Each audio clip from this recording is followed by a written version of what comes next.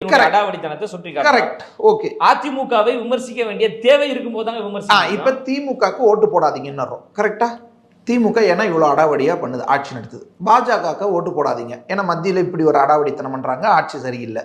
இப்ப திமுக ஆட்சி சரியில்லை, எனக்கு போடுன்னு நம்ம கேட்கிறோம். அந்த இடத்துல திமுக சரியில்லைன்ற இடத்துல ஆட்டோமேட்டிக்காவே அப்ப திமுக சரியில்லையா, இங்க அதிமுக தான் எனக்கு அடுத்த ஆப்ஷன், பெரிய ஓட்டு வங்கி இருக்குல்ல, மக்கள் இருக்காங்கல்ல, அதிமுக வாக்காளர்கள் இருக்காங்க, மக்கள். நீங்க தான் அதிமுக விட பெஸ்ட்ங்கிறதுக்கு என்ன இருக்கு? எதுவுமே நீங்க பேச மாட்டீங்களே. எதுவுமே பேசல, நீங்க எப்படிங்க சொல்றீங்க? அதிமுக விட நீங்க எந்த வகையில பெஸ்ட்? அப்ப அதிமுகவை விட நாங்க மிக சிறப்பானவர்கள் என்று எங்க தலைவர் இப்ப மக்கள் சந்திக்கக்கூடிய அந்த நிகழ்வை பார்க்கின்ற பொழுது எடப்பாடிக்கு தானே தெரியுது. எடப்பாடி 1000 ரூபாய் ஒரு ஆளுக்கு 1000 ரூபாய் வீடியோ காட்டணுமா?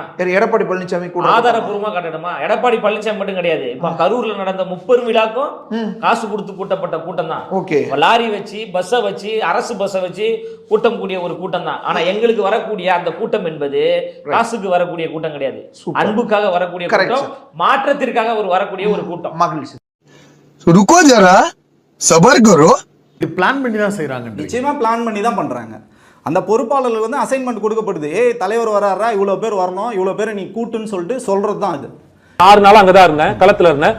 ஒரு மாவட்ட செயலாளரும் நான் என் சார்பாக என் மாவட்டத்திலிருந்து 50,000 பேரையாவது கூட்டிட்டு வரேன்னு மக்கள் கிட்ட போய் பேசி விஜய் பாக்குறதுக்காக தான் அத்தனை கூட்டம் வருது, இயல்பா வருது அப்படின்றாங்களே. கிடையவே கிடையாது.